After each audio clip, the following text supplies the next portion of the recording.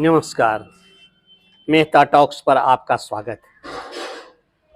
अस्वाभाविक बातें जब होने लगे या कोई एक अस्वाभाविक बात, अप्राकृतिक बात जो न होता हो वह होता जब दिख जाए तो मन में अनिष्ट की आशंका, भय, कई प्रकार की दुर्भावनाएं होने लगती है।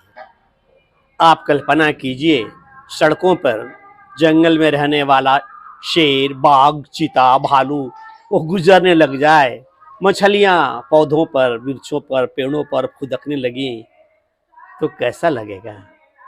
एक भय का, एक आतंक का, एक जबरदस्त सिहरन कौन उठेगा? सड़क पर आप एक हाथी जाते हुए देख लेते हैं तो आपको कोई भय नहीं लगता है, क्योंकि हाथी जिनके हैं वो साधु संत मठ वाले अपने हाथी को लेकर, अपने हाथी के झुंडों को लेकर शहरों में आया करते हैं। वह भी भय की बात नहीं होती है। लेकिन जब अचानक जंगली हाथी जब प्रकट हो जाते हैं तो वह वही जानता है जो उस क्षेत्र का बाशिंदा है, जो उन क्षेत्रों में रहते हैं। यह जो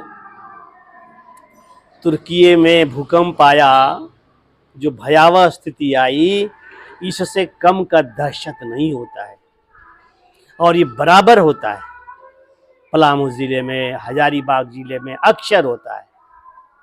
कई लापरवाहियां हैं, फॉरेस्ट डिपार्टमेंट की कई असावधानियां हैं जिस कारण ऐसा होता है। अभी पिछले दिनों हजारीबाग में जंगल से हाथी निकल आया।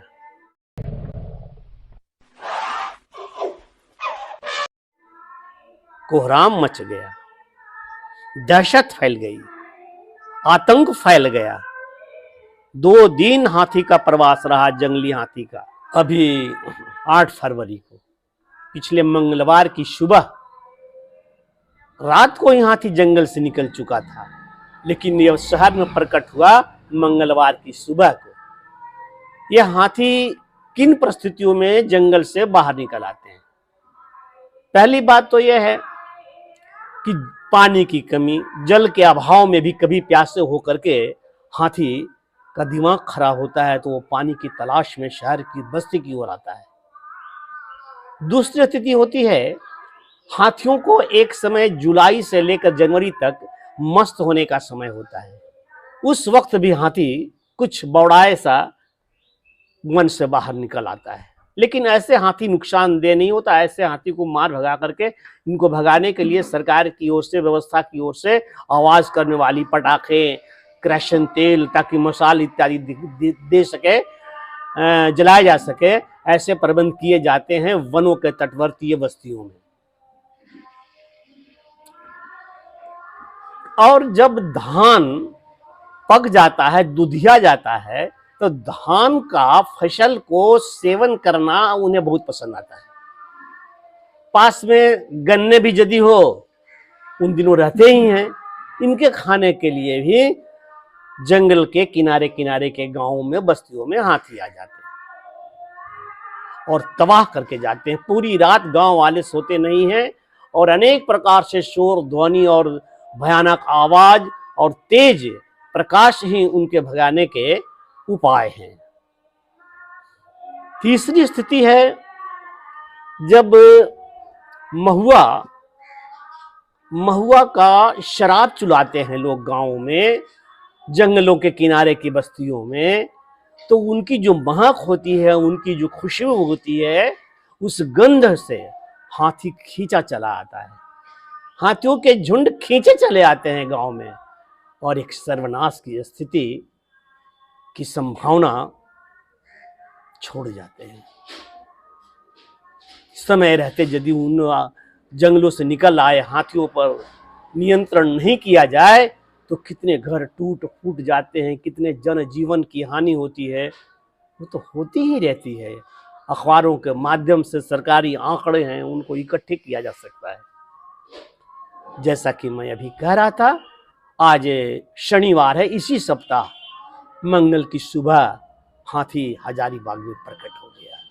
बताया जाता है अकेला हाथी संभवतः अपने झुंड से बिखर गया और लारा डूमर जंगल से होते हुए निकल करके सड़क पर आ गया। सड़क पर आ गया तो वो चुरचू प्रखंड के क्षेत्र से निकलकर बहुत ही ऐतिहासिक कॉलेज इस नगर का, हजारीबाग का संत कोलंबस कॉलेज, उसके रोड से किनारे किनारे चलता चलता पहुंच गया उस तिराहे पर। अब उस तिराहे से सीधा ना आकर हाथी बाईं ओर रांची के सड़क पर तरफ रुख ले लिया और रांची की ओर जा थोड़ा दूर जाकर के फिर दाहिने मुड़ करके हुरहुरु मोहल्ले में प्रवेश कर गया। हुरहुरु बहुत ही घनी आबादी का है, एक कंजेस्टेड बस्ती है। हुरहुरु मोहल्ले से होता हुआ ये मिशनरी हॉस्पिटल है जिसे मिशन रोड कहते हैं, उसमें प्रवेश कर गया और वो चलता चला आया शहर की तरफ। लेकिन और आगे आता तो बंसीलाल चौक चला जाता, लेकिन उसके पहले ही जाकिर हुसैन मार्ग में घुस गया और सुजायत चौक पर आकर बहुत देर तक खड़ा रहा इधर उधर। एकदम अहले सुबह, अभी 5 बजने का आसपास था मंगलवार का। सुजायत चौक से आगे बढ़ा, पंच मंदिर पहुंच गया। अब पंच मंदिर तो हजारीबाग शहर का लगभग बिल्कुल काफी घनी आबादी है पंच मंदिर, और उस चौक पर आकर यदि दाहिने मुड़ जाता है वह हाथी, तब समझिए कि हजारीबाग पुराना जो है शहर बाजार, उसका मुख्य मार्ग मेन रोड, बस उसके थोड़ी बाद दाहिनी ओर आगे बढ़ता तो उसको बड़ी मस्जिद जामा मस्जिद का रोड मिल जाता।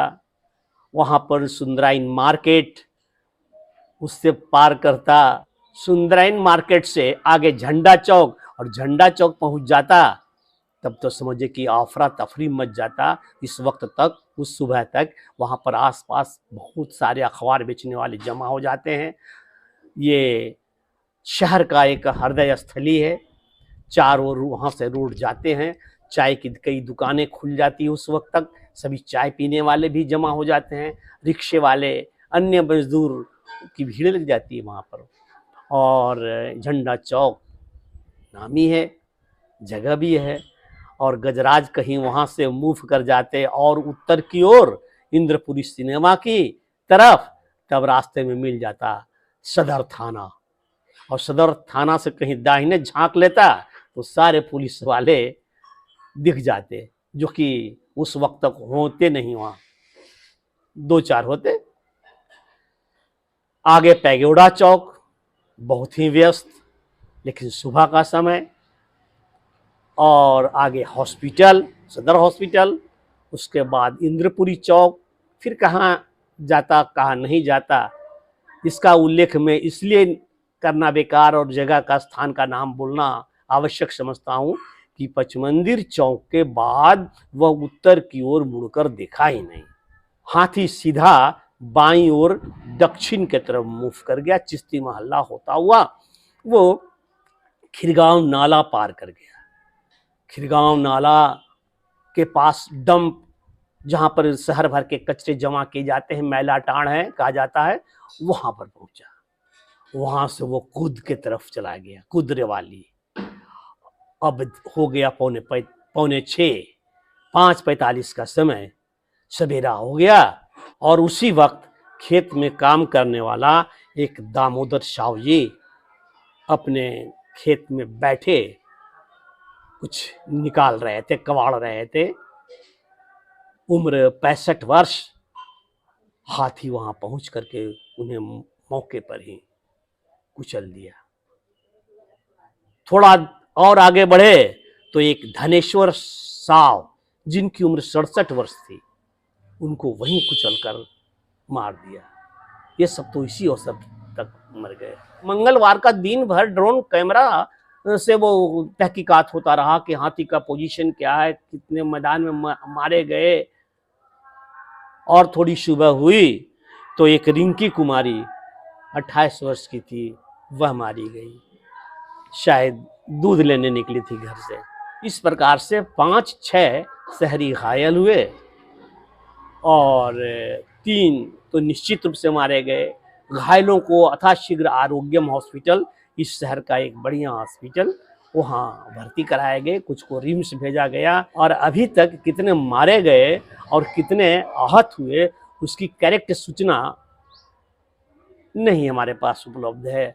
जो अखबारों में नहीं निकल सका होगा या जिनकी जानकारी हमें नहीं है, एक मोटरसाइकिल वाले को खदेड़ करके चहेटा, वो तो खैर बहुत ही कम घायल हुआ। यद्यपि वन विभाग काफी सचेत और सचेष्ट है, लेकिन जानवर को किस के विषय में क्या कहा जा सकता है, कब कैसे निकल आया, अनुमान लेकिन यही है कि यह हाथी अपने झुंड से बिछड़ गया है, कोई दूसरा कारण नहीं है। खिरगांव के रहने वाले जो दामोदर साव, खुद के वो दूसरे जो धनेश्वर साव थे, वो भोला बाबू टोला के, वे मारे गए। सिरसी की ट्विंकल 18 वर्ष की थी, शायद वो भी घायल हुई या बची या नहीं बची उसके विषय में नहीं कहा जा सकता। मृतकों के परिजनों को डीएफओ सबा आलम ने सभी के उनके परिजनों को 25-25 हजार रुपये तत्काल सहायतार्थ दिए तथा घायलों के उनके चिकित्सा के लिए 20-20 हजार रुपये दिए। ये राशि फॉरेस्ट डिपार्टमेंट से उनको दी गई है। बुध की सुबह तक अर्थात 9 तारीख तक हाथी का मूवमेंट शहर के बाहरी क्षेत्र में, दक्षिण क्षेत्र में देखा गया। मंगलवार की सुबह से लेकर बुधवार की सुबह तक लगभग इस हाथी ने बहुत ही क्षति पहुंचाया। 4 दीवारी तोड़ा, मोटरसाइकिल तोड़े, कार को ध्वस्त किया और लगभग 5 को घायल किया। 5-6 भी घायलों की संख्या हो सकती है, 3 तो निश्चित रूप से हत्या हो गई। आप इनके इस गजराज के उपद्रव को देखिए कुछ कैमरों की नज़र से, जिसमें जिनके सभी सौजन्य से प्राप्त किए हैं, उनके प्रति आभार व्यक्त करता हूं और आप देखें। आ रहा इधर आ रहा अरे इसको इधर रोमांचक स्थिति थी।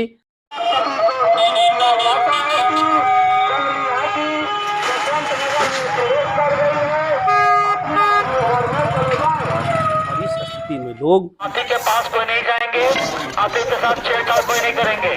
अनावश्यक भीड़ लगाना बंद करें, रातों अपने अपने घर की ओर चले जाएं। ये हाथी काफी आक्रामक है, सुबह से कई लोगों को मार चुका है और कई लोगों को घायल कर चुका है, इसलिए आप लोग सुरक्षित स्थान पर चले जाएं। व्यतीत किया हजारीबाग में। मैं चाह रहा था कि अपने YouTube के माध्यम से अपने श्रोताओं को जो दूर दूर तक हैं हमारे, उनको ये दृश्य नजर किया जाए। धन्यवाद, नमस्कार। आशा है आप लाइक, सब्सक्राइब, बेल आइकन दबा देंगे। अगला वीडियो में शीघ्र लेकर आपकी सेवा में आऊँगा। धन्यवाद।